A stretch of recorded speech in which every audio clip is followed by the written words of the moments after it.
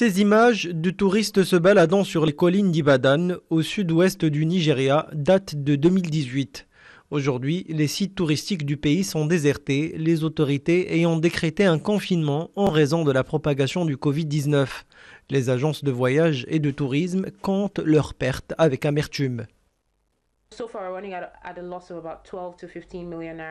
Jusqu'à présent, nous avons perdu environ 30 à 35 000 euros rien qu'avec les voyages que nous avions déjà payés en totalité et planifiés pour nos clients.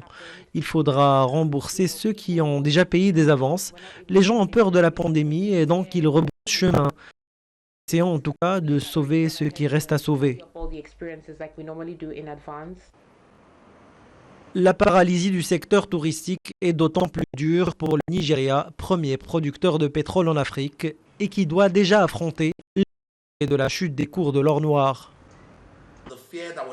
Je ne pense pas que nous puissions mesurer l'impact de cette crise pour le moment, mais je pense qu'une partie de cet impact va ralentir la croissance observée au niveau de l'industrie. Ce secteur a progressé à un rythme d'environ 11% par an. Nous allons maintenant assister à un ralentissement de cette croissance, voire à un retour à des chiffres négatifs.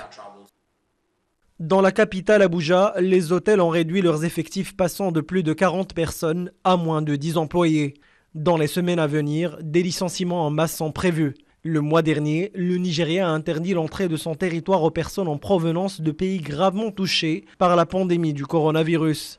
La liste comprend les États-Unis, la Grande-Bretagne, l'Allemagne, la Chine, l'Italie, l'Iran, la Corée du Sud et le Japon, des pays qui ont tous signalé plus de 1000 cas du Covid-19.